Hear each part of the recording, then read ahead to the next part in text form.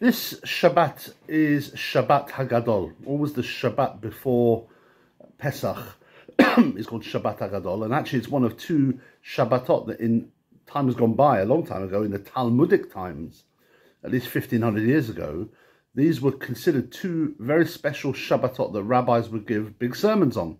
One is the Shabbat before Pesach. The other is the Shabbat between Rosh Hashanah and Yom Kippur. Can you imagine 2 sermons a year? How could we survive with that?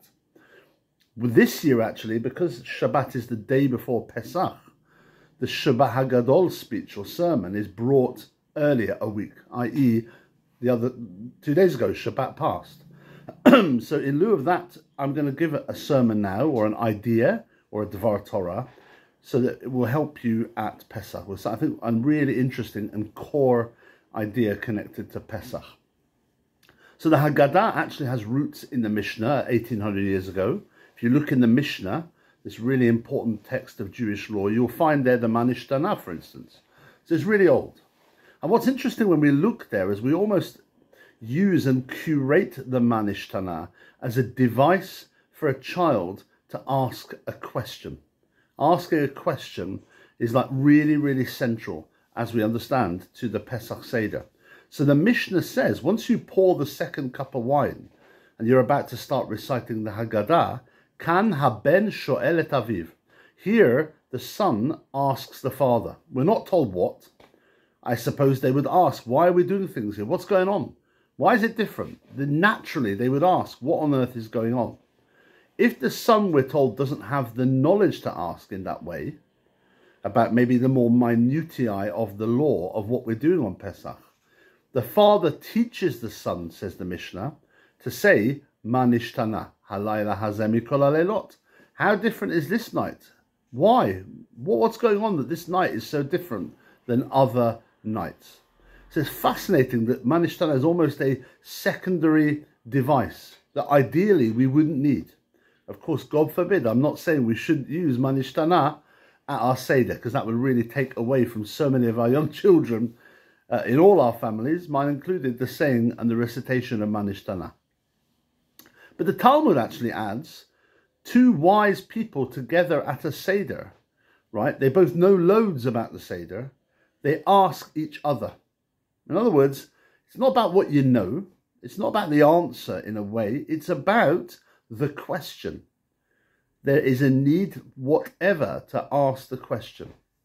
There's a story, in fact, about a rabbi in Babylon called Abaye and his adopted father, who was known as Rabbah, where at their Seder, in those days in Babylon, 1500 years ago, each individual at the Seder used to have their own small table. And at this Seder, Rabbah has his table taken away from him.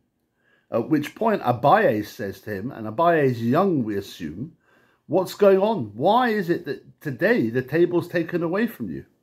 Says back to him, Rabbah, and this is really fascinating, you've exempted us now from saying Manishtana. You've done the job. You've asked, what's going on tonight that the table's taken away from you? That never happens. Why now? Which, of course, is really the core of the Manishtana. So what does this tell us about questioning?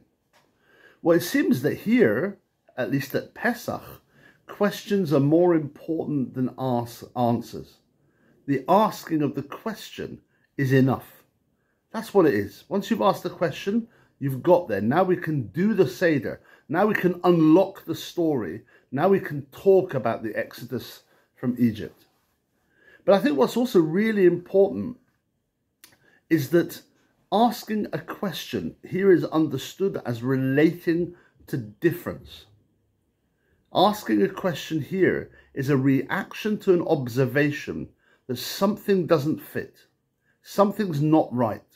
Something doesn't work here. And on that basis, I am allowed, I'm given the voice, I'm permitted to ask the question. Not necessarily to doubt, not necessarily to negate, but to try and make sense of what goes on in the world.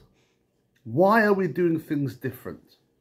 And I think this means often that uniformity, the idea that we all become the same, that we all think the same, is itself problematic, because that can lead to the stunting of questions. Why would I need to ask a question of anyone if I think the same as them and they think the same as me? Questions, I feel, mean curiosity. I'm curiosity about the difference in others. I want to find out their story. I want to understand their story. I care about their story.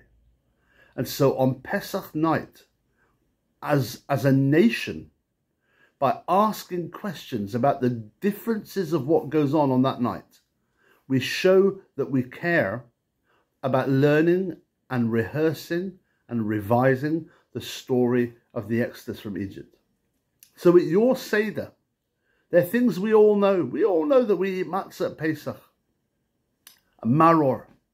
We all know the three things that Rabbi Gamliel says, Pesach, matzah, maror. We know that we will be talking about 4 sons. Why not ask a question yourself? Look at your Haggadah, look at what we do, and think, why do we do that? Why do we have karpas? Why do we need to have karpas and maror? What's the point of the charoset? We'll love it, we'll enjoy it. What do we do it for? There's so much we can ask, which will take us to that next level of understanding of Pesach, and equally show we care about hearing again the foundation story of our nation. Have a great Pesach and have a great week.